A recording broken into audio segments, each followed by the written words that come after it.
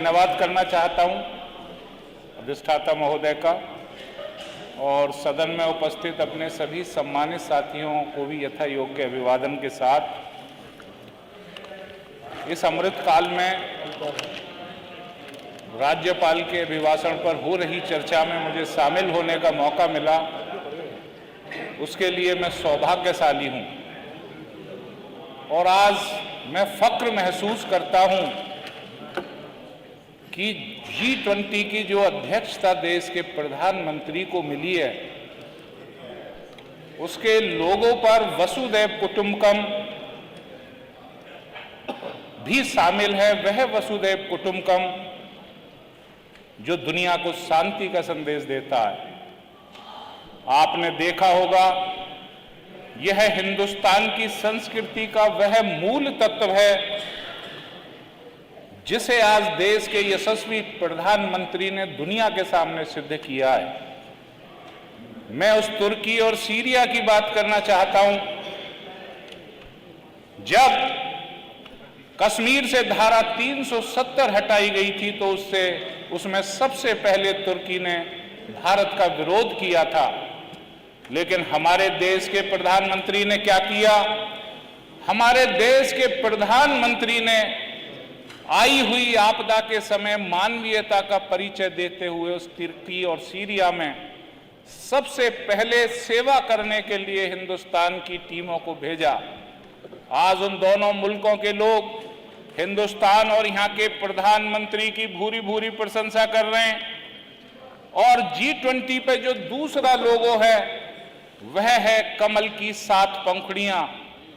कमल की वह 7 पंखुड़ियां जो संदेश देती हैं इस ब्रह्मांड के उन 7 महाद्वीपों का और उन 7 सुरों का जो ब्रह्मांड में सबसे पहले अवतरित हुए और जिन्होंने अध्यात्म और शांति का संदेश देते हुए मानव सभ्यता के विकास में अपनी महत्वपूर्ण भूमिका निभाई।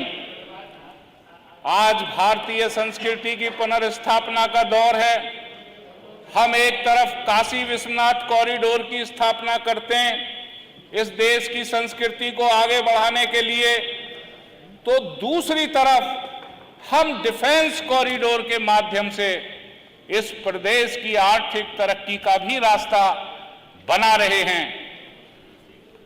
मैं जिस विधानसभा से आता हूं वह है जेवर विधानसभा, जहां एशिया का सबसे बड़ा अंतर्राष्ट्रीय एयरपोर्ट बनने जा रहा है और मुझे इस बात की खुशी है कि आने वाले समय में उत्तर प्रदेश के विकास का पहिया उस जेवर से होकर आएगा जहां के जनता ने मुझे चुना है। यह वह जेवर जहां 10,000 करोड़ रुपए के निवेश से फिल्म सिटी की स्थापना होने जा रही है और यह वह जेवर जहां देश में बनने वाले 5 मेडिकल डिवाइस पार्कों में से एक मेडिकल डिवाइस पार्क की स्थापना होने जा रही है। हमारी टेक्सटाइल और गारमेंट पॉलिसी जो उत्तर प्रदेश ने बनाई है उसमें 40,000 रोजगारों का सृजन होना है, जिसमें से 25,000 रोजगार वहां लगने वाले अप्रैल पार्क के माध्यम से जेवर के लोगों को उपलब्ध होंगे। और सबसे खुशी की बात यह है कि उसमें से 70% रोजगार महिलाओं को मिलेंगे।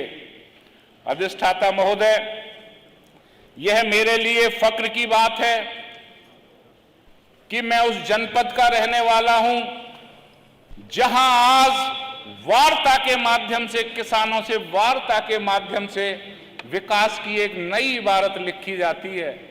हम अगर याद करें 2017 से पहले का समय, जहां 2 इंच जमीन के लिए गोलियां चलती थीं और जहां किसान अपना हक मांगता था तो उस पर लाठियां बरसाई जाती थीं, आज वहां प्रदेश के मुखिया किसानों से स्वयं वार्ता कर इस प्रदेश की उस 25 करोड़ आवाम की तरक्की के लिए एक रास्ता बना रहे हैं, जिसका सपना कभी महात्मा गांधी ने देखा था।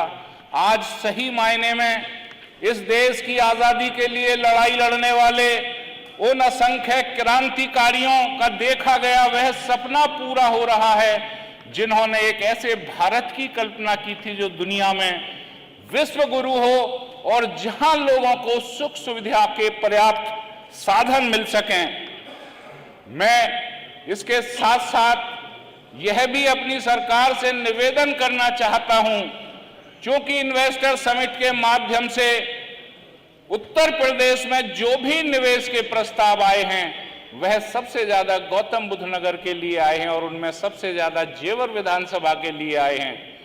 मेरा निवेदन है अपनी सरकार से कि मेरे स्थानीय नौजवान भाइयों के लिए 100% रोजगार सुनिश्चित होना चाहिए। और दूसरा, मैं निवेदन करना चाहता हूं अधिष्ठाता महोदय कि हमारी सरकार ने बायर्स की समस्या को हल करने के लिए रेरा का गठन किया था, उसे और मजबूत बनाए जाने की आवश्यकता है, क्योंकि खून पसीने की कमाई बायर्स की जिसे बिल्डर हड़प कर गए, उस राशि को वसूलने के लिए रेरा को और अधिक अधिकार दिए जाना मैं निवेदन करता हूं अपनी सरकार से। दूसरा, यूपी अपार्टमेंट एक्ट में भी संशोधन की आवश्यकता है, जिससे उन लोगों को उनका हक मिल सके जो कानून की कमजोरी की वजह से अपने हक को नहीं लेना चाहते हैं। स्थानीय तौर पर मैं अपनी सरकार से निवेदन करना चाहूंगा कि मेरे जनपद में 3 विकास प्राधिकरण हैं। उन विकास प्राधिकरणों में जनता का प्रतिनिधित्व सुनिश्चित होना चाहिए, जिससे विकास की योजनाओं को हम और तरक्की दे सकें। देश के प्रधानमंत्री ने जिस विजन को लेकर इस मुल्क की तरक्की का रास्ता देखा है, उसी विजन को आगे बढ़ाते हुए आज प्रदेश के मुख्यमंत्री इस प्रदेश की उस 25 करोड़ आवाम की खुशहाली की इबारत लिख रहे हैं, जिसका सपना पंडित दीनदयाल उपाध्याय जी ने देखा था। आज अनेकों सरकारी योजनाओं का लाभ समाज के उस आखिरी छोर तक पहुंच रहा है जहां उसे पहुंचना चाहिए था। माननीय अधिष्ठाता महोदय, क्योंकि समय की पाबंदी है और मैं 7 मिनट बोल चुका हूं, इसलिए मैं अपनी बात समाप्त करते हुए एक शेर के माध्यम से कहना चाहता हूं कि कुछ बात है कि हस्ती मिटती नहीं हमारी। क्योंकि मेहरोत्रा साहब ने कई शेर कह दिए, मुझे एक तो कहना पड़ेगा। कुछ बात है कि हस्ती मिटती नहीं हमारी, सदियों रहा है दुश्मन दौरे जमा हमारा। यह हमारी संस्कृति है और वह संस्कृति है जो दुनिया को शांति का पाठ पढ़ाती है। अभी मेरे साथियों ने बताया कि मेरी सरकार में इनके साथ हकतलफी हो रही है।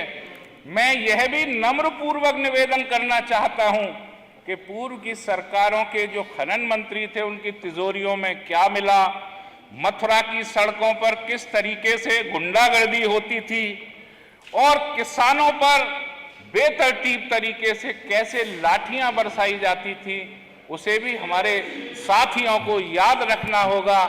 मैं धन्यवाद करते हुए अपने प्रदेश के कर्मठ मुख्यमंत्री जी का और पूरे सदन का आभारी हूं कि मुझे इस परिचर्चा में शामिल होने का मौका मिला। जय हिंद।